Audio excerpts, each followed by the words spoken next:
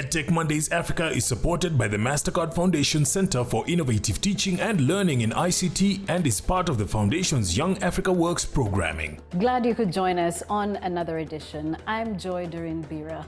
On EdTech Mondays, we believe that education technologies, which combine innovative learning techniques with digital technology, can increase the interest of learners and motivate teachers for improved teaching and learning outcomes.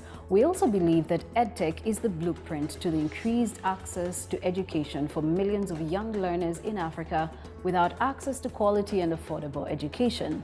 Our previous episode of EdTech Mondays on widening access to ICT infrastructure and connectivity for education shared contributions from a Zimbabwean teacher who presented one of the challenges experienced with blended learning as being the lack of engagement with teachers and other stakeholders. The last decade has seen tremendous progress in the adoption and implementation of ICTs in sub-Saharan Africa that have triggered remarkable advancement and disrupted teaching and learning approaches to meet the increased demand for quality education on the continent.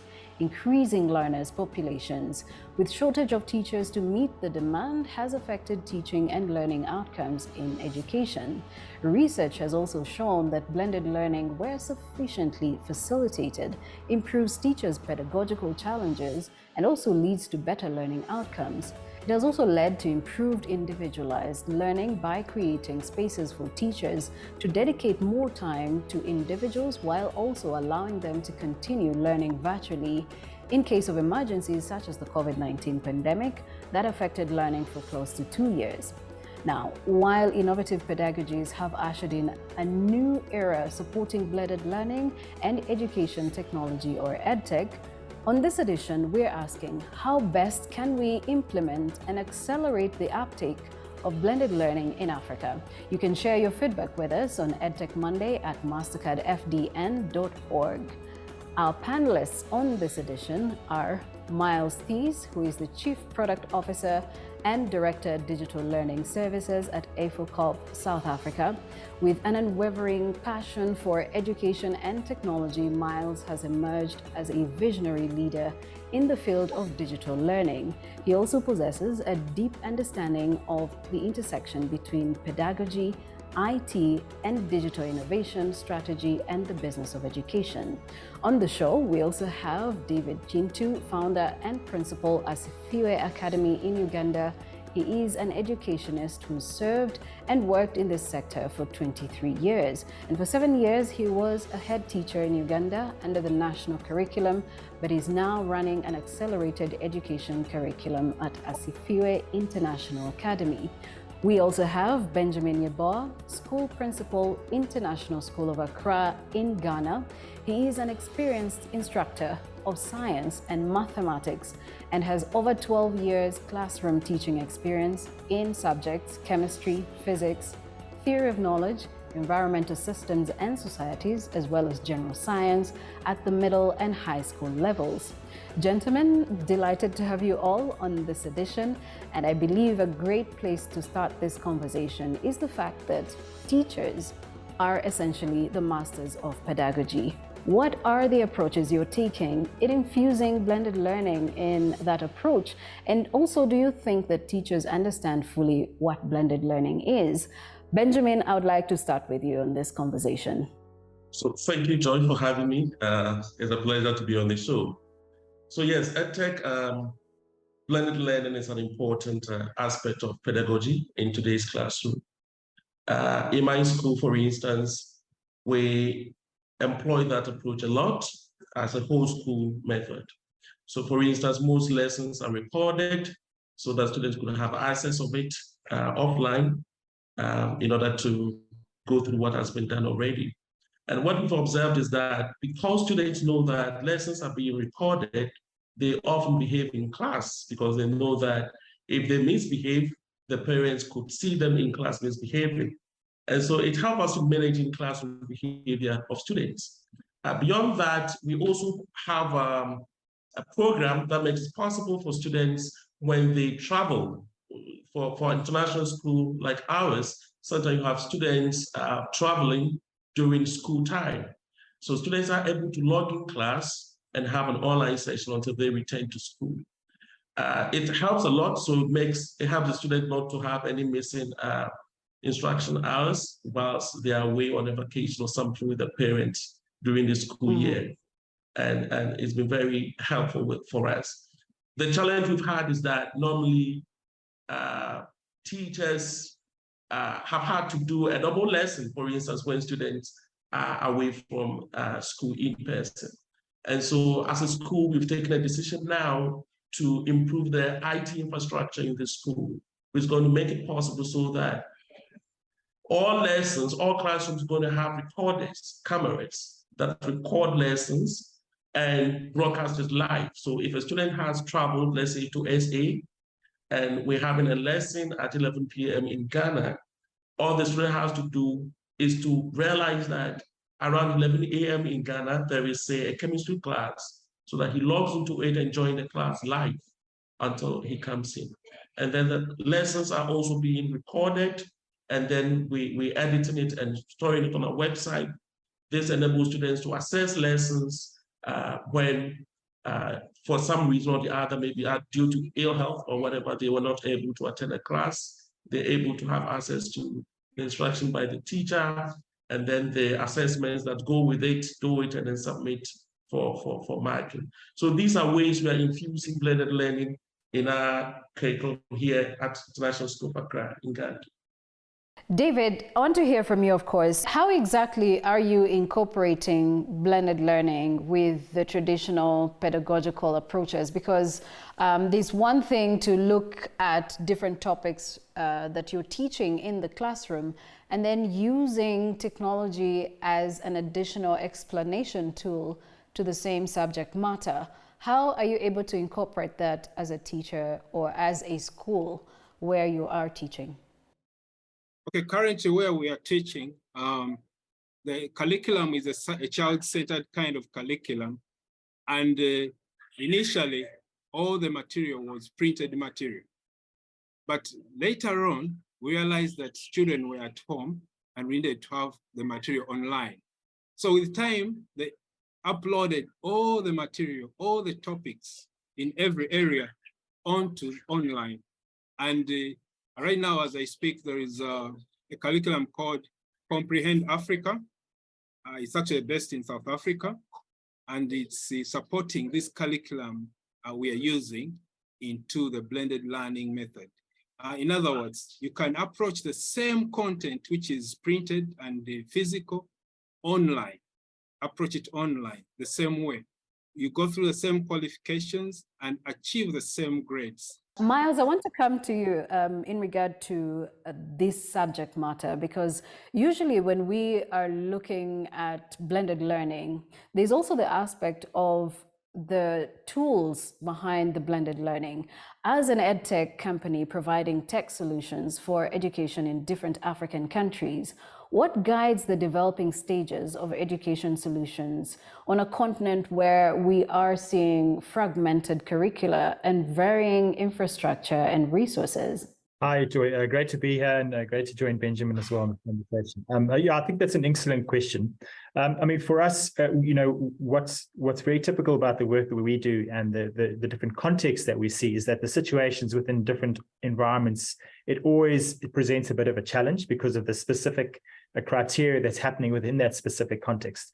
And so what we really focused on is about enablement and about giving certainly the teachers who have to apply that pedagogy that we were talking about and have introduced, how do they actually successfully implement that in their teaching environment and with the challenges that they currently have in place. For every institution, it's obviously slightly different. Some institutions have a little bit more resources than others. Others have specific localized, contextual, or community-based challenges. So we really encourage them to think carefully about the planning and the pedagogy they wish to apply and how they can be most successful with the students and the community that they have. Because ultimately, at the end of the day, you know, the educators really understand that environment better than anybody else. And it's only fair that the educators, the institution provides them the capabilities in order to be able to best suit that specific context.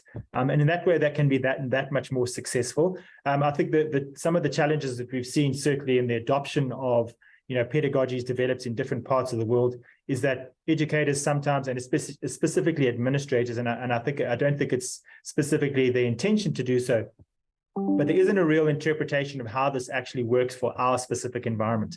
So I think in the African context, it's really about taking what's worked in other parts of the world, interpreting what works well for us here, and then applying that, and then over the long term, reviewing how successful they have been with that specific approach in order to change it and adapt it and improve it.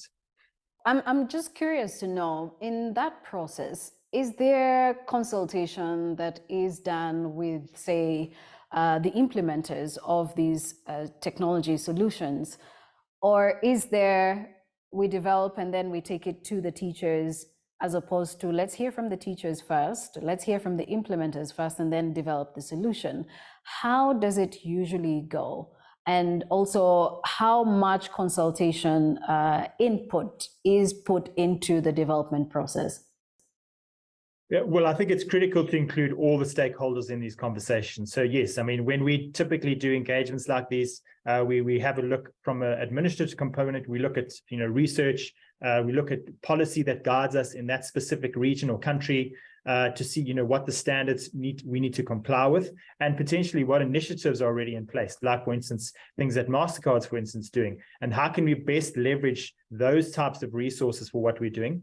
And then when we have the conversations with the people on the ground, the teachers who are actually doing the teaching, the administrators, the leaders of those organizations, I think all of those voices are very important in the mix as we develop this, as I mentioned, a contextualized response. And then what we do is we bring best-in-class technologies to see how those apply, what we can do from a technology perspective, what resources are in play, and what we can apply from that perspective. And these all come together into what becomes a very customized approach, which works for the students as well. And I must add that typically in the processes that we follow, we accentuate the voice of the student here as well. So it's important that they get an opportunity to evaluate how effective this specific approach might be for them. And then we encourage institutions to test some of these theories through workshops and other things as well. So I think it's really critical to get all those voices in play, because ultimately they use a lot of these services and will be able to reflect very quickly on how successful they're likely to be. And so we asked a high school teacher whether she thought blended learning tools used by her institution address the teaching and learning challenges that she faces. And if not, what can be done to change this? This is what she had to say. In my case, I find use of blended learning easier to use than as compared to the old method of teaching. In that, I teach physics, and therefore some of those things are very difficult for students to understand without visualizing. For example, you're teaching something like radioactivity. We will not do those radioactive experiments in class. And there's also one that is for photoelectric effect. Sometimes they are not able to visualize those rays moving and electrons formation. But when you use the ICT in class, it becomes very easy. I would say it is also an attitude thing. In that, it all depends on how you look at it. If you want it to make it difficult for your teaching, it will. If you want it to make it easier for your teaching, it will. It all depends on how you look at it. I prefer to look at it from a positive point. Initially, it was difficult in that probably the setup, the skills, I would feel like it is taking so long.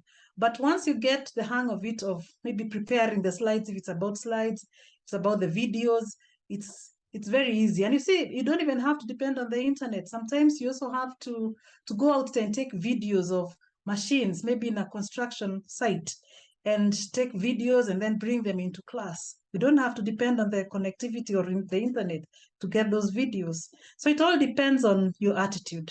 If the resources are availed, even to many of the teachers, and so this brings about collaboration between both the schools, the parents, because it's also, those are expensive gadgets.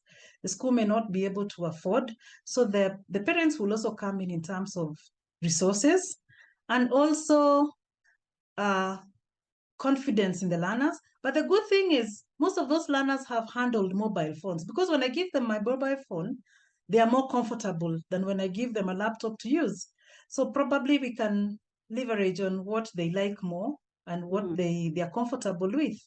But again, mobile phones in school, I don't know, one day we shall have them allowed in school so that they can be used. If they're used positively, they are good, depending. But you see, if again, you make the students aware that whatever you're doing is for their own good, they will not, they may not go to those other or play around. They may stick to whatever it is that you're teaching.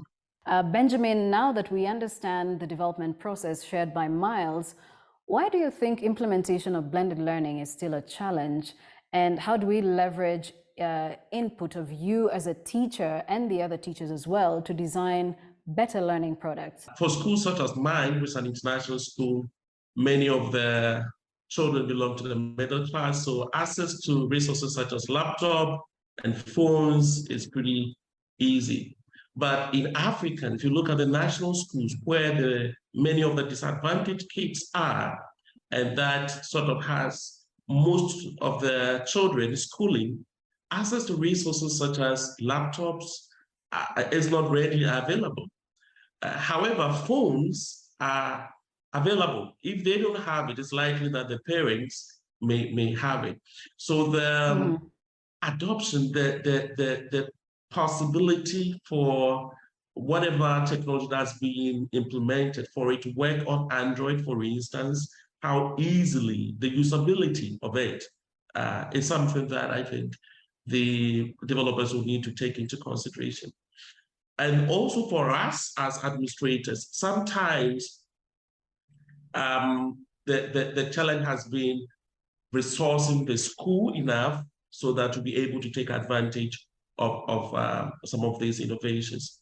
And these are things that I think many school administrators now are beginning to understand that is efficient, and in fact it saves costs if you invest in technology. The initial sunk cost may be high, but over time we realize that you save a lot of cost if you integrate. For instance, if you have a good IT program in place, blended learning program in place, you're able to increase the subject offerings that the school offers. You don't need to hire teachers for each of the subjects, especially when the enrollment in that subject is less.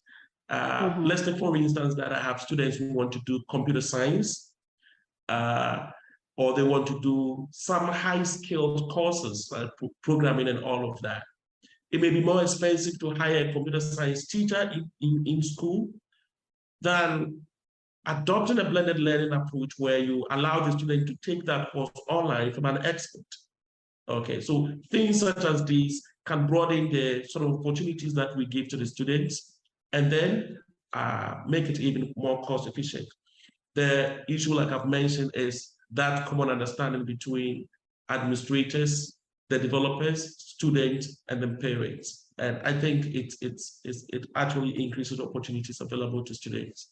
Yes and no. I'll use an example. In Uganda, they started the blended learning for the national curriculum, but later on found out that they could not examine it. So they had to go back to the drawing table and make it better, and so that it's examinable online. As much as the learners were online, there was no method of them being examined. So because of that, they came back to consult the teachers that how do we now examine the learners who have been online. So the need for consultation is necessary. At times, the implementers come up with the policies without consulting the teachers, but this time they had to draw back. Like you had one of the teachers say that they got a challenge. They implemented the curriculum of blended learning, but they did not support with the physical computers in the classes. So the blended learning couldn't be implemented because there were no facilities for the learners to go online and learn. So the consultation with the teachers is very necessary because it gives you the wholesome need to to implement such a system. So yes, that's what All right. And at what point do you think teachers are best consulted? Is it before the solution comes up, during the development stage, or all the way through until a prototype is being tested? It should be all the way through, because as you know, every time you implement something new, you cannot mitigate everything until you start running it. So the consultation should be continuous, because usually a new system comes up with challenges you didn't foresee. So I would suggest that the consultation should be continuous along the way, and hold the teachers as they implement this system. On the other hand, there's need for the teachers to be trained as they go along. And the training can't be once in a while, all the time. We also did ask our high school teacher regarding the solutions developed for learning institutions in Africa, if she thought that they were the right kind of solutions, and if yes, how exactly can they be implemented better? And she did have quite a number of things to say, and I would like for us to just peep at what she had to say, and then we can come back and look into the developers' part, and also how best they can incorporate some of this input into the development stages. Those technologies I have used, some have been made locally in Kenya, but most of them, we are getting them from, like, for example, even if you go to the internet, most of those videos or whatever it is you're getting have been made from out of the country, and they have been customized to things that may not be available in Africa. I would wish that if they are making the technologies for Africa, they use the examples that we have here, so that students can associate themselves with those events or experiences, other than them thinking, okay, this one is abroad, this one will not happen in Africa, or this one will not happen here, I'm likely never to meet this. Yet we have applications that can be used from Africa. So I think in that area, there's still a lot of improvement. At the same time, I would talk about the ones that are locally available. Some of them have not met the needs that we are looking for exactly.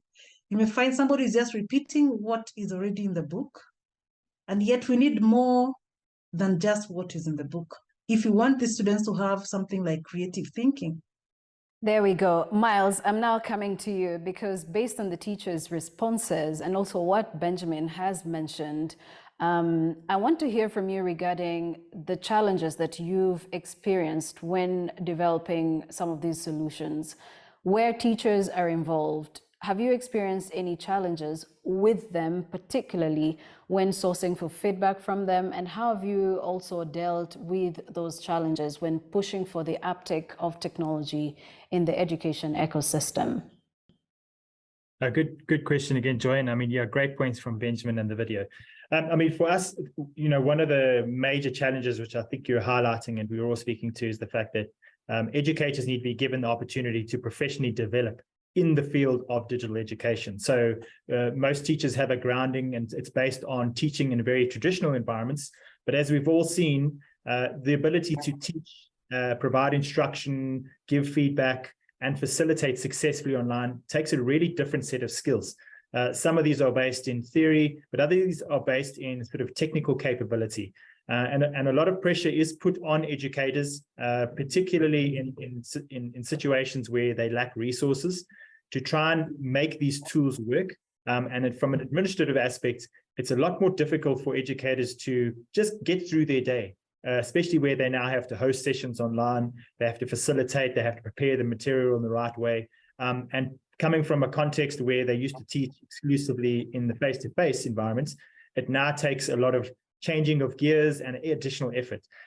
So, once COVID happened, it forced a lot of people to sort of rechange how they do things. We very quickly had to adopt remote emergency teaching, and this helped, focus the thinking in order to be able to address that challenge. Since that time, however, I think there's been a lot of unpacking of what worked and what didn't work. And so educators are now successfully implementing those components.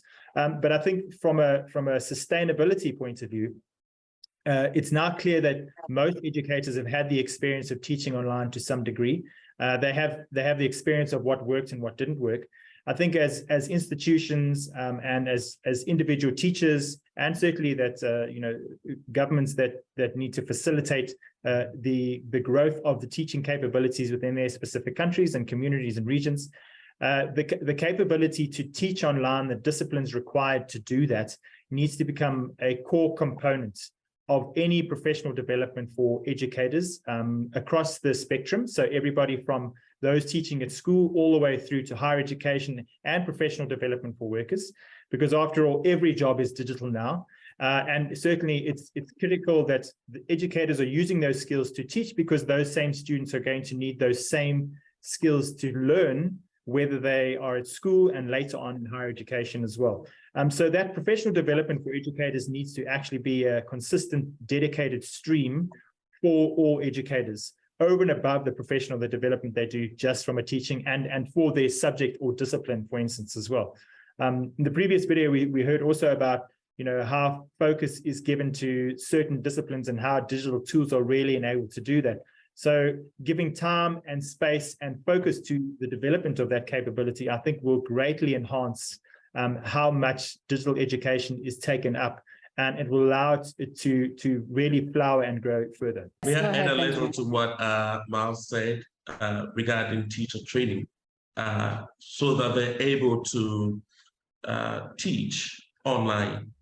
I think it's a very important step in Africa, especially in the government schools, in the public schools, where rural schools. And I have a concern for such students, because the disparities in Africa is widening. We have schools that are in international schools where there are a lot of resources. The teachers there are, I would say, highly skilled in terms of the use of digital infrastructure, all of that. But the chunk of the African population are in the public schools, in rural schools, where some of these resources are not there.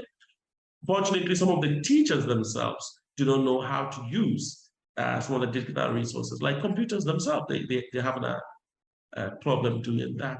And so a lot of responsibilities placed on the government to try to upskill teachers in the use of some of these digital tools in teaching and learning. There was a point that I felt to disagree a little with my colleague teacher in Kenya, especially when it comes to localizing what we teach. I'm a strong believer of global thinking. That's why I think that when we teach students in Ghana, we shouldn't let them think that the whole world is about Ghana. Students should be open-minded. They should be able to think in Kenya, think in the US, think in China, think in Germany, and take local actions. And so I do not even encourage always using local examples. It's important that students look at other perspectives from other regions as well. So I think these are all forms part of the training we need to give to teachers in order to help them in the teaching and learning process here in Africa. With that in mind, is there like a certain specific roadmap that we need to implement and accelerate the uptake of blended learning across the African continent? Miles, what do you say? So I think the answer here is somewhere between exactly what Benjamin is saying and the proliferation of technology providers and how these markets are opening up. I think it's that age-old saying, we need to think global but act local. So again, it's about that context. I think certainly we work with companies like AWS, for instance. They have a massive focus on East Africa, on Ghana, for instance, Nigeria, and other parts of the African continent. And so it's giving the opportunity to tech entrepreneurs to build solutions using that global infrastructure that's in place. It's certainly becoming a little bit cheaper. They're able to find the right resources they need and the technical skills in the young graduates that are coming through. And this enables them to start being able to build and refine those tools. As you know, Rome wasn't built in a day. So it does take some time for, the basics of these solutions to be rolled out, to be tested with the specific markets. And then once there is enough educators, in this case, using the tool, we can then refine them and support them locally as well, which is, I think, is really critical part as well. Some of the challenges of our own own company, working with, say, for instance, American or European-based companies is, while the tools do work in a certain way, there's a lot of almost retrofitting and getting it to work in the way that we require it to work. So I think, the more that governments open up their markets and allow tech entrepreneurs to develop what they need to, and specifically with a focus on education, I think over time we're bound to see a lot more of these solutions come around. And that, again, paired with the knowledge that educators are building up in delivering education, and now more so, I think, with the focus of the injection of AI into this conversation as well. The time really imperative that educators get given as much exposure as possible, working together with those developers of those specific solutions in those places to enhance the entire discipline. Really need to look at is if they're developing resources, which curriculum are they based on? If they're developing it for the national curriculum, then it should be relevant to the national curriculum. If they're doing something for the Cambridge curriculum, they should come up with resources that are relevant to the Cambridge curriculum. It becomes a challenge when you try to develop a one-thing-fit-all, because you can have it. The requirements in the national curriculum is a bit different from what is required in IB. Okay, so a clear understanding on the part of the developers in developing resources that address the needs of the curriculum is, I think, one thing that Miles, you and your team need to look at when you're developing resources for blended learning. Tabitha, who is a high school teacher at Maryhill Girls School, mentioned something about teachers' attitude. How do we go about the attitude part? Yes, yeah, rightly Tabitha put it. The attitude of teachers, to start with, are they trained to appreciate this blended learning? Secondly, I think if you are to use the readily available resources, you would start with the phone, like Tabitha said. The phone is in everyone's hands, even the learners. Before you even look at the desktops and laptops. So that would push us a bit, but still, maybe later we can have the really needed infrastructure in place. But to start with, for a start, we can start with the phone and put in place systems which can easily work on the phone. I know even when you're trying to work on the attitude of the teachers, you also need to work on the attitude of the parents, because parents think that our learners should not touch anything electronic or gadgets because they will get spoiled. But I think we need to change that attitude and appreciate that technology is here with us, and our learners, young as they may be, can use this technology guided well, and they will use the blended learning, and indeed they will move forward. All right. And in this case, of course, because we're looking at the fact that there's millions of young African learners who happen to only depend on their national curricula, that does put into context the fact that we need relevant solutions, relevant content that would align with the national curricula, because that is where the millions of people who struggle to get an access to education are. Would like to hear from Tabitha once again regarding what she thinks would be the best solution going forward, and then we can come back and have our closing remarks. All the stakeholders, the teachers, the students, the parents, and even the policymakers, so that, and more so, the exam people who make the exam, so that it is not just about knowledge, it's about application of that knowledge. So that when even they are testing the students, they give them ways in which they can allow the students to think beyond what they have in the books. It will take the policy makers, it will take the stakeholders, like whichever examining bodies in the place, the curriculum developers, so that they can make the teachers use those technologies, other than just giving, for example, the resources that are given by the curriculum developer. that a certain book would be used so that the teachers will move away from the book and look for that information on themselves.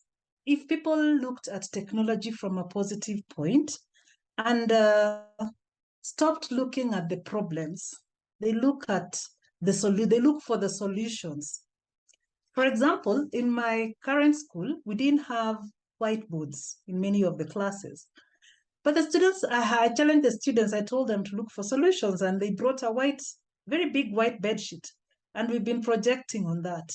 I have carried my projector to school, and they really appreciate.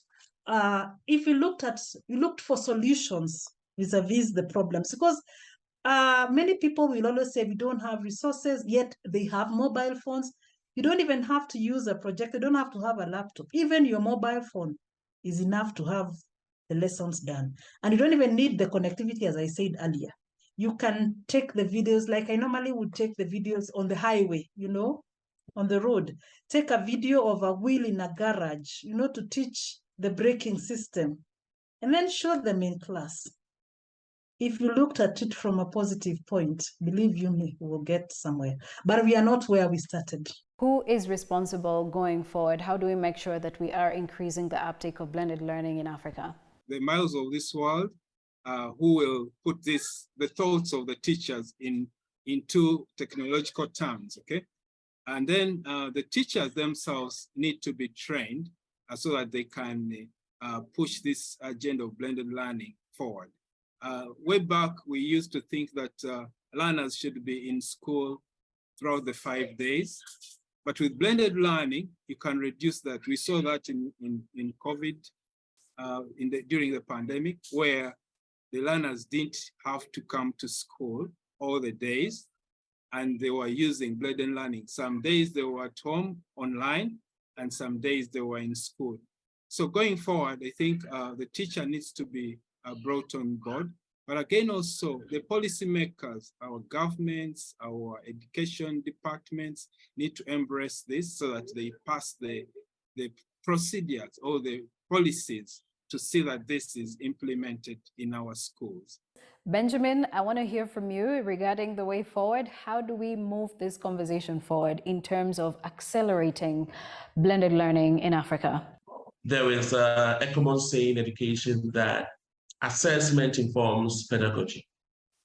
And so if we got to make it possible for learners to be assessed online, I think it's also going to facilitate the faster adoption of blended learning. The very reasons that is cutting a lot of people for assessing in-person instruction also exists for assessment. So if we can make it possible so that learners can take assessments online, national assessment or other forms of assessment online, I think it's going to help. Another issue that we can't take it off is internet connectivity. And I think it's one thing that's really slowing Africa down when it comes to online learning. Without internet, it becomes a bit difficult to assess some of these things offline. So, and that will require some bit of more financing in that space in terms of internet connectivity, and then providing resources. Like I want to agree with you that over 60% of students are in the public section where incomes are low, especially when you consider Africa. So what kind of support can we give them in terms of mobile phones? I mean, the lady spoke about a lot of them having, we also have students, especially in the rural Africa, they may have a phone, but it doesn't support what we call in Ghana yams. They have basic functionality of just making a call. The phones cannot access the internet and all of that. So what can we do? Can we build some ICT centers within these localities where students can go there and take online lessons and then take online exams? These are things that I think we can do in order to push blended learning into our culture here in Africa. Right.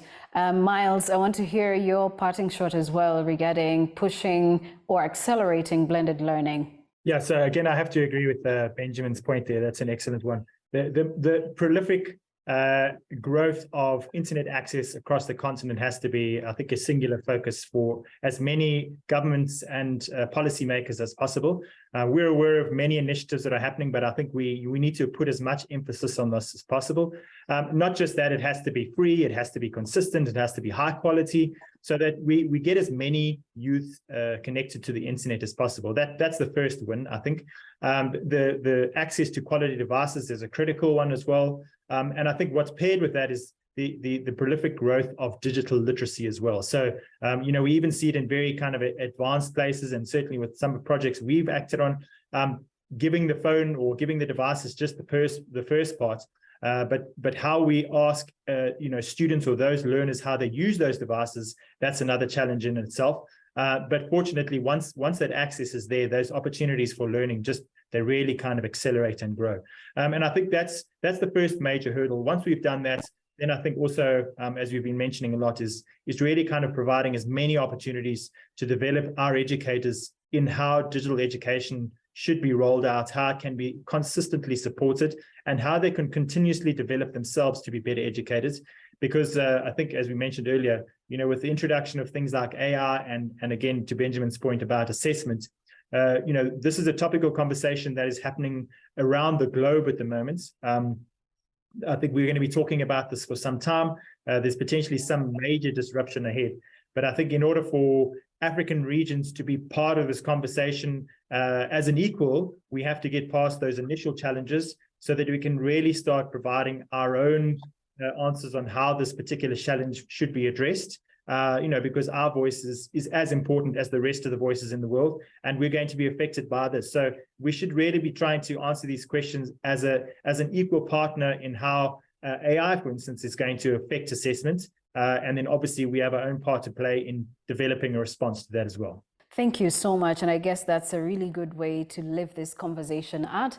I want to say thank you all for making time to make this conversation all the more worthwhile and informative and knowledgeable as well for us, especially who are pushing for the acceleration of blended learning across the African continent. From the solutions suggested here, I guess you can already see that the work is cut out for the developers and innovators. And next month, we'd want to have a conversation that brings together more EdTech players to figure out exactly how best we can move conversations around education technology, around blended learning and mainstreaming hybrid models of learning, as well as generally improving the foundation of education technology across the African ecosystem. And with that, remember you can share your feedback with us on EdTech Monday at mastercardfdn.org, or you can visit the Young Africa Works Facebook page to learn more about some of the work that we're doing to advance EdTech in Africa. Thank you all for joining us on this edition of EdTech Monday Africa. My name is Joy Doreen Bira. Until the next one, bye-bye for now. EdTech Mondays Africa is supported by the MasterCard Foundation Center for Innovative Teaching and Learning in ICT and is part of the Foundation's Young Africa Works programming.